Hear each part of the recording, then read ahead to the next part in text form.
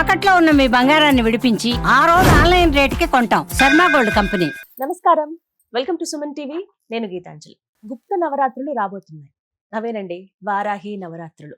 చాలా మంది గత సంవత్సరం నుంచి ఆచరిస్తున్న వాళ్ళు ఎప్పుడెప్పుడు నవరాత్రులు ప్రారంభం అవుతాయా, ఆ వారాహి మాతను ఎప్పుడు కొలుచుకుందామని ఎదురు చూస్తున్న వాళ్ళకి ఆ సమయం రానే వచ్చింది. అయితే ఈసారి ఎప్పటి నుంచి ఎప్పటి వరకు అంటే తారీఖుల్లో ముఖ్యంగా చూసుకుంటే నవరాత్రులు, అలాగే ఖచ్చితంగా పాటించవలసిన నియమాలు, చెయ్యవలసినవి చెయ్యకూడని పనులు, అసలు ఆ వారాహి మాతని మనం ఏమని వేడుకోవాలి, దేని గురించి అమ్మకు ఈ దీక్షగా తీసుకోవాలి, మొత్తం ఈ 9 రోజుల పాటు చేయవలసిన పనులేంటి, ఇవన్నీ కూడా తెలుసుకుందాం. వివరించేందుకు ప్రస్తుతం మనతో పాటు ఉన్నారు ప్రముఖ జ్యోతిషులు బ్రహ్మశ్రీ నందిభట్ల శ్రీహరి శర్మ గురువు గారు. వారితో మాట్లాడదాం. గురుగారు నమస్కారం అండి. వాగర్థావివ సంపృక్తౌ వాగర్థ ప్రతిపత్తయే జగతః పితరౌ వందే పార్వతీ పరమేశ్వరౌ. ఆదిత్యాయ చ సోమాయ మంగళాయ బుధాయ చ గురుశుక్ర శనిభ్యశ్చ రాహవే కేతవే నమః. శృంగేరి జగద్గురు పీఠాధిపతులకి, కంచి పీఠాధిపతులకి నమస్కారములు తెలియజేసుకుంటూ కార్యక్రమాన్ని ప్రారంభిద్దాం. గురుగారు ఆషాఢ మాసం వచ్చేసింది. అప్పుడే ఆషాఢ మాసం ఆషాఢ మాసము చూస్తుండగానే సంవత్సరం గడిచిపోయింది. సంవత్సరం మనం గడిచిపోయింది. కూడా గత సంవత్సరం ఈ అమ్మవారి వారాహి గురించి చాలా విశేషంగా 9 రోజులు 9 రకాలైనటువంటి వర్ణనలు, లాగా చేశారు. నైవేద్యాలు, విధానం అంతా కూడా మనం తెలియజేసుకున్నాం. చాలా చక్కగా ఆచరించారు కూడా ఎంతో అవునమ్మా. మంది. ముఖ్యంగా మనం ఆ రోజున ఎంతో విషయ సేకరణ చేసి అమ్మవారికి వెయ్యాల్సినటువంటి ధూపం గురించి కూడా మనం తెలియజేసాం. చెప్పారు. ఆ అసలు వస్తువులు ఏ ఎంతమంది- వస్తువులు కలపాలని ఉమ్, అదన్నీ వేసుకున్నారు. నిజం.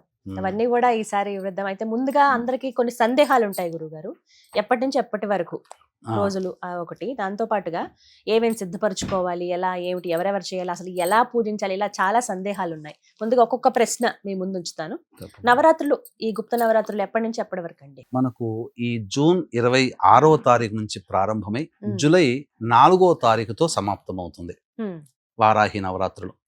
అయితే నవరాత్రులు మనకు మొత్తము సంవత్సరానికి 4 నవరాత్రులు వస్తాయి. ఉమ్, ఒకటి ప్రత్యక్ష నవరాత్రులు, 2 గుప్త నవరాత్రులు. ఉమ్, ప్రత్యక్ష నవరాత్రులు అంటే ఆశ్వీజ మాసంలో, చైత్ర మాసంలో వచ్చే నవరాత్రులు. ఉమ్, గుప్త నవరాత్రులు అన్నప్పుడు ఆషాఢ మాసంలో, మాఘ మాసంలో వచ్చే నవరాత్రులు. ఉమ్, ఈ ప్రత్యక్ష నవరాత్రులు 2 కూడాను లలిత అమ్మవారికి ఉమ్, ప్రకటితమైనటువంటివి. అవును. గుప్తమైనటువంటి మాత్రం లలిత అమ్మవారికి దుష్ట సంహారంలో సహాయం అందించినటువంటి వారాహి, రాజేశ్వరి అమ్మవార్లకు సంబంధించిన నవరాత్రులు. రాజశ్యామల. మొత్తం ఉమ్. చూసుకుంటే ఉమ్, 3 దేవతలకు సంబంధించిన నవరాత్రులుగా చెప్పవచ్చు. ఉమ్.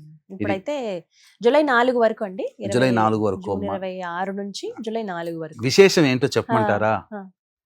ఈ యొక్క ఆషాఢ నవరాత్రులు అంటే గుప్త నవరాత్రులు ప్రారంభమై వారాహి నవరాత్రులు ప్రారంభమయ్యేది ఆరుద్ర నక్షత్రంతో, ఉమ్, సమాప్తమయ్యేది చిత్తా నక్షత్రంతో అయినప్పటికీ కూడా ప్రదోషకాల సమయానికి స్వాతి నక్షత్రం ఉంటుంది. స్వాతి నక్షత్రం వచ్చింది. దివ్యమైనటువంటి నక్షత్రం రోజున ఆ రోజు సమాప్తమవుతుంది. ఉమ్, కాబట్టి 9 2 కూడా రాహు నక్షత్రాలు. ఉమ్, రాహు అంటే కేవలం మొండె మాత్రమే అని చెప్పి ఉమ్, ఉన్నది. మనకు వారాహి అమ్మవారి యొక్క రూపము గనుక చూసుకుంటే కంఠం వరకు కూడా స్త్రీ రూపము, కంఠము నుంచి మళ్ళీ వరాహ రూపం. ఉమ్, అంటే ఇక్కడ ఆ అమ్మవారికి సంపూర్ణంగా సరిపోయే తత్వము ఇక్కడ అవును. రాహుతత్వముతో ఉన్నటువంటిది కానీ చెప్పవచ్చు. ఉమ్, కాబట్టి ఎవరైతే చాలా మంది ఇప్పుడు సమస్యలతో బాధపడుతున్నటువంటి వాళ్ళు ఉంటారో ఉమ్, ఇది అద్భుతమైనటువంటి నవరాత్రులుగా ఈ సంవత్సరం చెప్పవచ్చు అమ్మ. ఉమ్. ఇంకా అంతకంటే ఇంకా వేరే మాట నేను చెప్పలేను, కానీ అద్భుతం, అద్భుతోద్భుత అని చెప్పవచ్చు. అయితే అందరూ ఆచరించవచ్చా అనేది ఒక పెద్ద ప్రశ్న గురువు గారు. చాలా మంది అదే అడుగుతుంటారు, ఆచరించాలా, అందరూ చేసుకోవచ్చా, గుప్త నవరాత్రులు కదా. అయితే ఇక్కడ ఒక సంకటం ఏంటంటేనమ్మా, ఆ, ఈ అమ్మవారు తీక్ష్ణమైనటువంటి స్వభావం కలిగినటువంటి అమ్మవారు, ఉమ్, క్రోధ రూపము, ఇవన్నీ కూడా.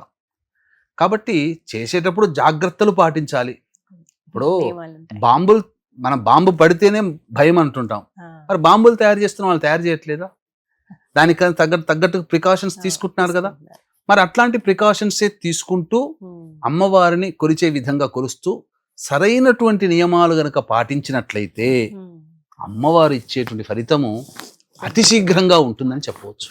ఆహా, ఉమ్. అదొకటి ఇప్పుడు ఆ, శాంతంగా ఉన్నవాడు కొట్టడానికి ఆలోచిస్తాడు, కోపంగా ఉన్నవాడు మాట అనగానే లేచి కొడతాడు. అంటే ఫలితం ఇవ్వడంలో కూడా అమ్మవారు అంత ఫలితం అంత శీఘ్రంగా ఇచ్చేస్తుందని అర్థం అక్కడ. క్షిప్రం వెంటనే అందించేస్తారనమాట. అయితే గురుగారు ఇంకా సందేహాల్లో భాగంగా ఎలా అంటే ముందు ఏమేమి సిద్ధపరచుకోవాలండి? 26 నుంచి అంటున్నారు, 25నేమో అమావాస్య వచ్చింది. అవును. మరి అమావాస్య రోజు ఏమన్నా పూజకి సామాన్లు కానీ ఏమైనా కొనరు తొందరగా, ఇంక ఇవాళ అమావాస్య ఉంది కదా రేపటి నుంచి చూద్దామని. కానీ ఒకవేళ పీఠం పెట్టుకుని లేకపోతే కలశం పెట్టుకుని ఇలా చేద్దాం అనుకున్న వాళ్ళు కావచ్చు, వీళ్ళు మరి ముందు రోజే తీసుకోవాలా, లేదు ఆ రోజున కొనుక్కుంటే మంచిదా, ఏమే తీసుకోవాలి అసలు? ఇక్కడ ప్రధానంగా అమ్మవారి సంబంధించినటువంటి తత్వం గనక చూసుకోవాలి. ముఖ్యంగా రజోగుణ తత్వమైనటువంటి మూర్తి అమ్మవారు. తామస గుణము రజోగుణము అని అంటారు కదమ్మా. కాబట్టి ఈ అమ్మవారు సర్వ సైన్యాధ్యక్షురాలు, అంటే హోమ్ మినిస్టర్. కాబట్టి ఎప్పుడు యుద్ధంలో పాల్గొని యుద్ధ విరమణ అయిన తర్వాత ప్రశాంతత ఉంటారు. సూర్యోదయం నుంచి యుద్ధం ఎప్పుడు చేయాలని ఉవ్విళ్ళుతుంటారు. యుద్ధం రాగానే యుద్ధం చేస్తారు. సూర్యాస్తమయం అయిపోయిన తర్వాత యుద్ధ విరమణతో సంతోషపడతారు.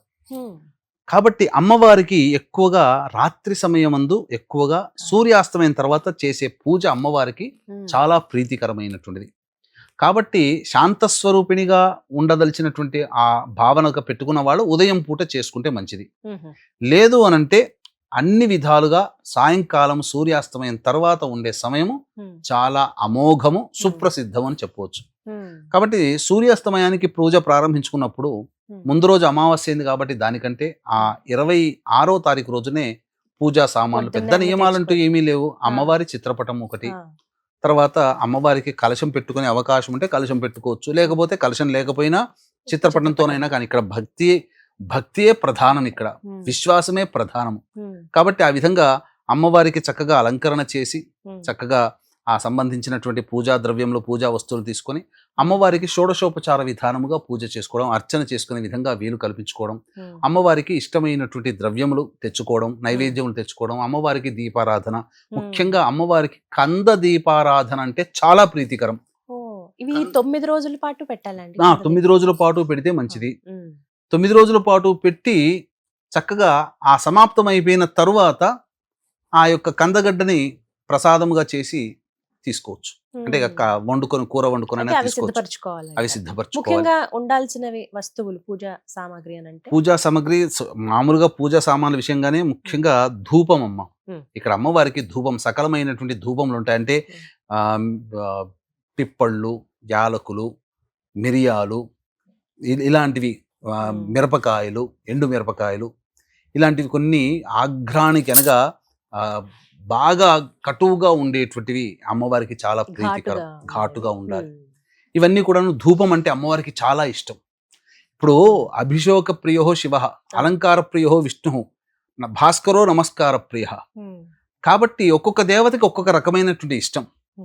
అటువంటిది ఈ అమ్మవారికి ధూపం అంటే మహాప్రీతికరం.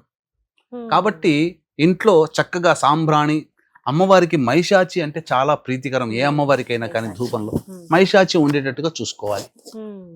అది పూజా స్టోర్ లో దొరుకుతుంది. ధూపం పూజ ప్రారంభానికంటే ముందు, పూజ అయిన తర్వాత ఇంట్లో గనక ధూపం వేసుకొని 9 రోజుల పాటు ఉంటే, ఆ 9 రోజుల పాటు పూజ చేసినటువంటి వ్యక్తి ఇంట్లో ఎవరైతే ప్రయోగం చేసి ఉంటారో ఆ ప్రయోగం ఇట్టే పారిపోతుంది. అసలు నెగిటివ్ ఎనర్జీ అనేది ఉండదు ఇంట్లో, అంతా పాజిటివ్ ఎనర్జీ ఉంటుంది. హిస్టీరియా అంటే మానసికమైనటువంటి బాధతో అనుభవించే వాళ్ళకి ఆ మానసికమైనటువంటి ఇబ్బందులు తొలగిపోతాయి. గొప్పగా వ్యాపారం చేసుకునే వాళ్ళు, పిల్లలు బాగా చదువుకునే వాళ్ళు, గొప్పగా ఇంట్లో కొత్త ఇల్లు కట్టుకున్నటువంటి వాళ్ళు ఇటువంటి అమ్మవారి ఆరాధన చేసుకుంటే వాళ్ళ మీద పడే నరదృష్టి అంతా పోతుందమ్మా. ముఖ్యంగా ఈ అమ్మవారిని ఎవరు ఆరాధించాలి అని అంటే, అమ్మవారి యొక్క చేతిలో నాగలి మరియు రోకలి ఉంటుంది. అంటే ఏంటి? సస్య దేవత అని అర్థం. అంటే హిరణ్యాక్షుడు భూమిని తీసుకుపోయి సముద్ర గర్భంలో పెడితే వరాహ రూపాన్ని అవతరించినటువంటి మహావిష్ణువు మళ్ళీ హిరణ్యాక్షుని సంహరించి భూమి ఉద్ధరించిన వాడయ్యాడు. ఆ రూపాన్ని చూసి ఆశ్చర్యపడినటువంటి అమ్మవారు ఆ రూపానికి తోడుగా వరాహ రూపాన్ని అవతరించింది. అదే వారాహి అమ్మవారు. అంటే ఇక్కడ చెప్పాల్సినటువంటిది వారాహి అమ్మవారు అంటే ఎవరు? సాక్షాత్తు లక్ష్మీదేవియే, లక్ష్మీ అమ్మవారు. కాబట్టి ఆ అమ్మవారిని ఆరాధన చేయడం వల్ల ధనము బాగా సంప్రాప్తం అవుతుంది. అలాగే సస్యదేవత రోకలి మరియు నాగలి కదా, భూమి దున్నడం, ఆ దున్నడం ద్వారా పంట వేసిన ద్వారా వచ్చినటువంటి పంటని దంచి అది ఆహారంగా స్వీకరించడం, వీటన్నిటి ఈ మార్పు భూమి దున్నే దగ్గర నుంచి ఆహారం ధాన్యంగా మారే వరకు ఈ అమ్మవారు రక్షిస్తుంది. అందుకనే ఒక చేతిలో నాగలి దున్నడానికి సూచన, ఒక చేతిలో రోకలి దంచడానికి సూచన. అంటే దంచితే వచ్చేది బియ్యమేగా, పదార్థమే కదా, కందులైనా పప్పులైనా నవధాన్యాలైనా. అంటే ఆఖరి రూపం, అంటే ఈ సృష్టికి మూలము అమ్మ అని చెప్పడానికి సంకేతం అది. అంటే బీజములు వచ్చినవి సృష్టే కదమ్మా, ఫలం అంటారు కదా, ఆ ధాన్య ఫలం అన్నమాట. దీని అర్థం ఏంటంటే అమ్మవారు పుష్టిని కలిగిస్తుంది, అంటే మనల్ని కంటికి రెప్పలా కాపాడుతుంది అని అర్థం. ముఖ్యంగా రైతులు ఈ అమ్మవారిని గనక ఆరాధన చేసుకుంటే ప్రతిరోజు, ఇప్పుడు ఎందుకంటే వర్షాలు పడేటువంటి సమయం దున్నుతుంటారు కదా, పోయేటప్పుడు ఆ యొక్క అమ్మవారి, వారాహి అమ్మవారికి ఒకసారి నమస్కారం చేసుకొని, ఆ నాగలికి నమస్కారం చేసుకొని దున్నితే ఆ దున్నినటువంటి కారణం చేత అది సస్యశ్యామలం అవుతుంది. ఆ దున్నేటప్పుడు ప్రతిరోజు కూడా ఎప్పుడు వీలు పడితే అప్పుడు దున్నేలో వారాహి దేవి అయి నమః, వారాహి అయి నమః చాలా అనుకుంటూ ఉండి దున్నారనుకోండి, మామూలుగా పండేటువంటి పంట కంటే రెట్టింపు పంట ఆ భూమి రైతు తీసుకుంటాడు, పొందుతాడు. అందులో సందేహం లేదు. శత్రుంజయము, అమ్మవారింటి సర్వసైన్యాధ్యక్షురాలు, శత్రుల మీద విజయాన్ని మధుకైటబులు శుంభరిశుంభులు సంహరించినటువంటి దాంట్లో ప్రధాన భూమిక పోషించినటువంటి అమ్మవారు కాబట్టి ఈ యొక్క అమ్మవారిని ఆరాధన చేయడంలో శత్రుంజయత్వం కలుగుతుంది. శత్రు అంటే ఇక్కడ మనిషిని అనుకోకూడదు, తప్పు. ఎందుకంటే సాటి మనిషిని ఎప్పుడూ మనం శత్రువుగా భావించకూడదు. మనము చేసేటువంటి ప్రతి ప్రయత్నంలో ఆటంకములు అనేటువంటి కలుగుతుంటుంటాయి కదా, ఆ ఆటంకాలని మాత్రమే మనం శత్రువులుగా భావించాలి. ఇప్పుడు కోర్టు సంబంధమైనటువంటి ఆస్తి వివాదాలకు సంబంధించిన విషయాల్లో కోర్టు గడపలెక్కుతుంటారు, సివిల్ కేసులు, క్రిమినల్ కేసులు. ధర్మబద్ధమైనటువంటి వ్యక్తులు కూడా బాధలు పడుతూ ఆ కోర్టుల చుట్టూ తిరిగేటువంటి వ్యక్తులకి న్యాయం జరగాలనుకున్నప్పుడు సందర్భంలో, ప్రస్తుత కాలంలో అధర్మమే రాజ్యమేలుతున్న సందర్భంలో న్యాయం ఉన్నవాళ్ళు న్యాయబద్ధంగా ఆ కేసుల నుంచి బయటపడాలన్నా, ఆ కేసుల్లో విజయం పొందాలన్నా ఈ వారాహి నవరాత్రులను గనక ఆరాధన చేసినట్లయితే తప్పకుండా వాళ్ళకి న్యాయం సంభవిస్తుంది. ఎందుకంటే అమ్మవారు ధర్మ పక్షాన ఉంటుంది. అమ్మవారు రాక్షసుల తరపున పోరాటం చేయలే, అమ్మవారి తరపున పోరాటం చేసింది. అమ్మవారు అంటే ధర్మము, న్యాయము. కాబట్టి ధర్మము, న్యాయము నిజంగా ఉంటే వాళ్ళని రక్షిస్తుంది అమ్మవారు అని చెప్పవచ్చు. ఇలాంటి వారు అమ్మవారిని ఆరాధన ఖచ్చితంగానమ్మా. గురుగారు, గత సంవత్సరం నుంచి బాగా విపరీతంగా అందరికీ తెలిసింది అమ్మవారి గురించి, ఆరాధనలు చేశారు, దీక్షలు తీసుకున్నారు, ఇంట్లో చక్కగా ఫోటో తీసుకొచ్చి పెట్టుకుంటున్నారు, ప్రతినిత్యం పూజ చేసుకుంటున్నారు. అయితే చాలా మందికి ఏంటంటే ఈ సంవత్సరం నుంచి నూతనంగా మేము కూడా ప్రారంభించుకుందాం అనుకుంటున్నామండి, ఈ 9 రోజులు దీక్ష తీసుకుందాం అనుకుంటున్నాం, ఇంట్లో అమ్మవారి ఫోటో పెట్టి పూజ చేసుకుందాం అనుకుంటున్న వాళ్ళకి ఈసారి ఏమైనా అడ్డు ఉందా? ఎందుకంటే మూఢం ఉందని అంటున్నారు కాబట్టి ప్రారంభించవచ్చా ఈ సంవత్సరం? కొత్తగా నోము నోచుకోవాలి, కొత్తగా వ్రతాన్ని ఆరంభించుకోవాలనుకునే వాళ్ళకి మాత్రం మూఢమి పనికిరాదు. ఇది సుస్పష్టము. అంతకుముందు ఆచరించిన వాళ్ళు ఈ వ్రతాన్ని ఆచరించవచ్చు, తప్పులేదు. ఈ యొక్క నెలలో మూఢమున్నా గతంలో ఆచరించారు కాబట్టి కంటిన్యూ చేసుకోవచ్చు.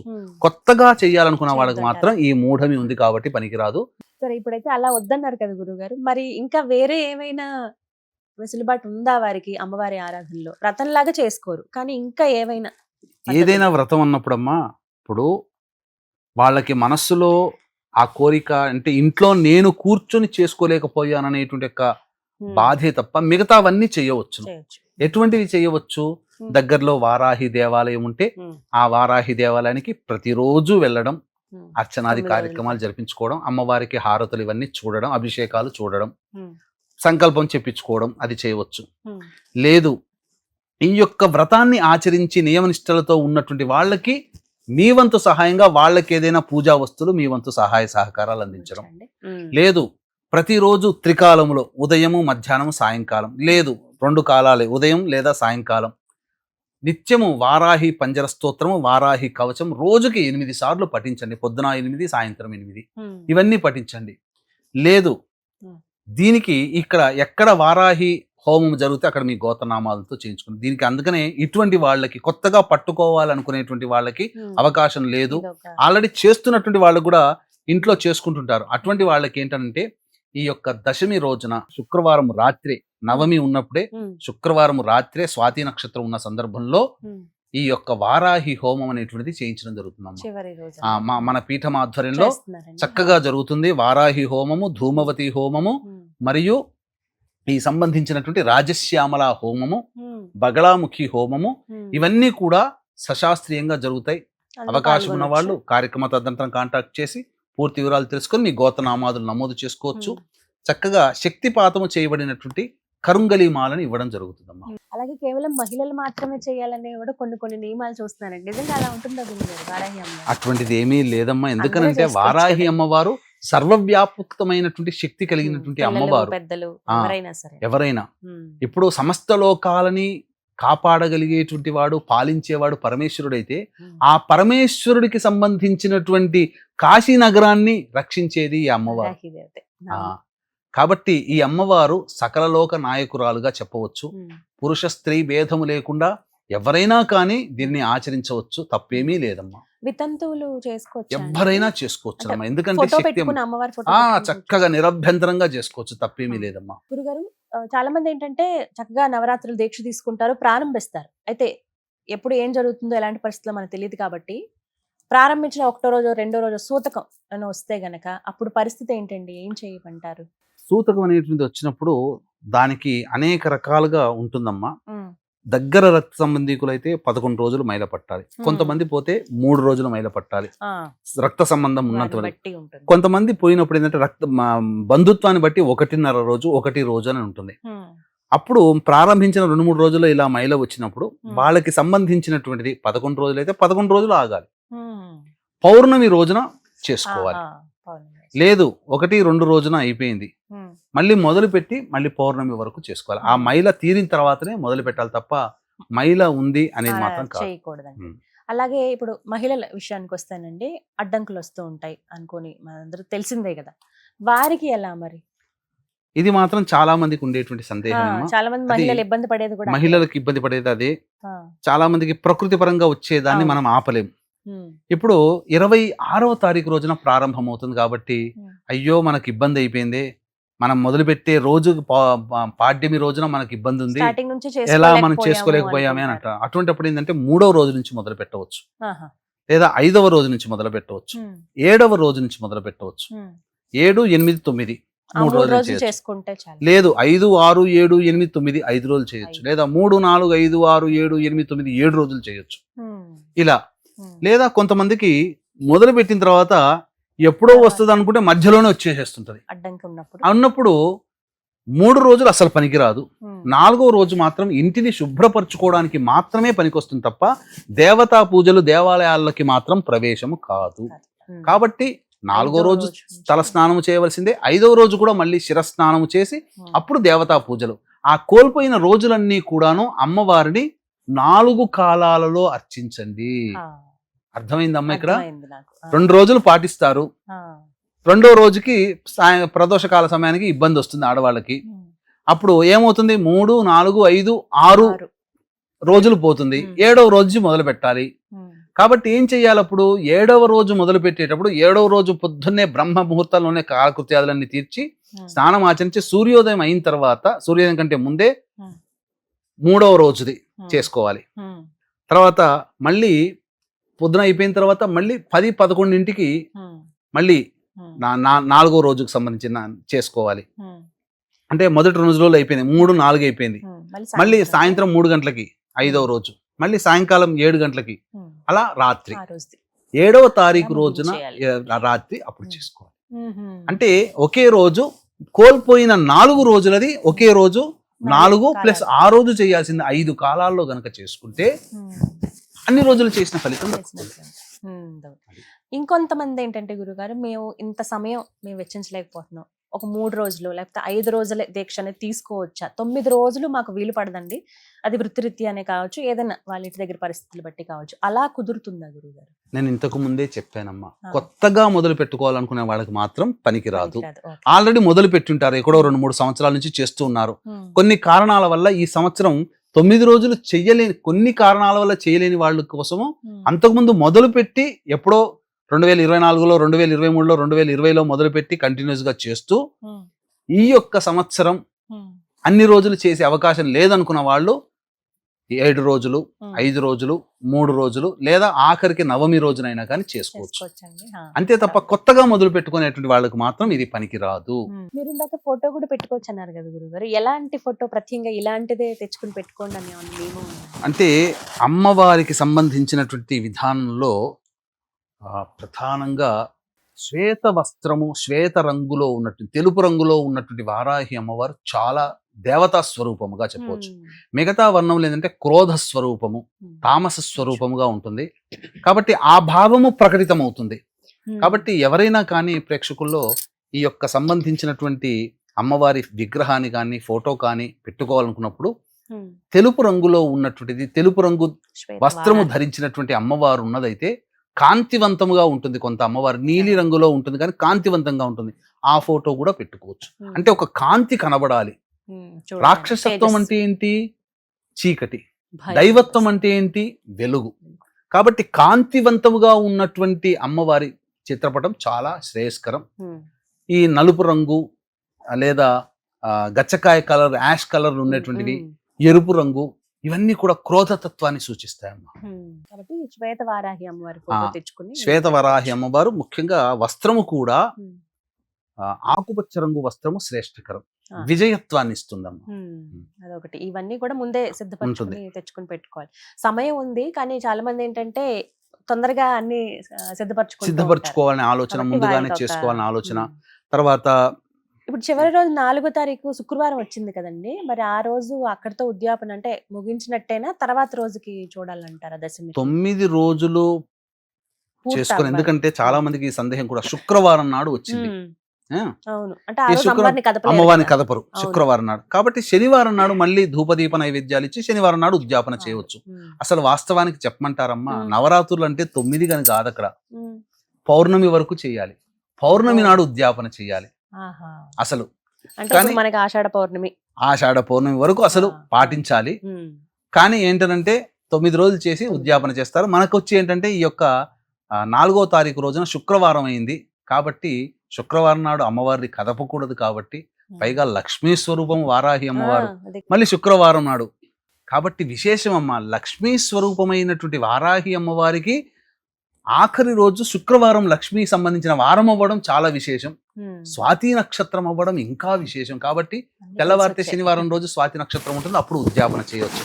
ఎంత విచిత్రం అంటే, ఎంత గొప్ప యోగం అంటే, మళ్ళీ చెప్తున్నానండి, ఆరుద్ర నక్షత్రంతో మొదలై స్వాతి నక్షత్రంతో మనం పూర్తి చేస్తున్నాం. చాలా విశేషాలు, చాలా విశేషం. గత సంవత్సరం లాగానే మీ నుంచి మేము కోరుకునేది ఏంటంటే, ఏ రోజు ఏ విధంగా అమ్మవారిని పూజించుకోవాలో తెలియచేయండి గురుగారు. తప్పకుండా వీడియోస్, ఎందుకంటే సమయాభావం వల్ల ఇప్పటి వీడియో ఏమేమి సిద్ధపరచుకోవాలి, చేయవలసినవి చేయకూడని వీడియోలో మాట్లాడాము. నవరాత్రులు ఏ రోజు అమ్మవారిని ఏ విధంగా ఏ రూపంతో కొలవాలి, అవన్నీ విషయాలు మనం వివరంగా మనం తెలియజేద్దాం. తప్పకుండా అన్ని విధానంగా వారాహి అమ్మవారికి సంబంధించినటువంటి నాకు తెలిసిన మేర, వ్యక్తిగతంగా నాకు తెలిసిన మేర జ్ఞానాన్ని మీకు పంచుతాను. అందుకని దీన్ని దృష్టిలో పెట్టుకునే ఈ 9 రోజుల పాటు చక్కగా చేసుకోలేని వాళ్ళు, ఆల్రెడీ 9 రోజులు చేసుకున్నటువంటి వాళ్ళు, అసలు మాకు చేయడానికి పూజకి అవకాశం లేదు, మేము చేసుకోలేకపోతున్నాం అనుకుంటున్న వాళ్ళందరికీ కూడా వెసులుబాటుగా ఆ యొక్క నవమి తిథి రోజున రాత్రిపూట మన పీఠం ఆధ్వర్యంలో చక్కగా నియమనిష్ఠులతో మంచి ఉపాసనా పరులైనటువంటి పండితుల చేత ధూమవతి, బగలాముఖి మరియు వారాహి, రాజశ్యామల హోమాలు చాలా చక్కగా శాస్త్రయుక్తంగా జరుగుతాయి. అవకాశం ఉన్న వాళ్ళు కార్యక్రమ తదనంతరం కాంటాక్ట్ చేసి మీ గోత్రనామాదులు నమోదు చేసుకోవచ్చు. చక్కగా హోమాన్ని కూడా వీక్షించొచ్చండి. చక్కగానమ్మా ఈ కార్యక్రమంలో పాల్గొన్న వాళ్ళకి శక్తిపాతం చేయబడినటువంటి శంకరంగలి మాలను కూడా అందివ్వడం జరుగుతుంది. అన్ని అదృష్టమే. ప్రత్యేకించి వారాహి ఎప్పుడెప్పటి నుంచి ఎదురు చూస్తూ ఉన్నారు. ఇవన్నీ దృష్టిలో పెట్టుకుని ముందుగా ఇవన్నీ సిద్ధపరచుకుంటే మంచిదంటారు. ధన్యవాదాలు గురుగారు. సర్వం శ్రీ ఉమామహేశ్వర పరబ్రహ్మార్పణమస్తు.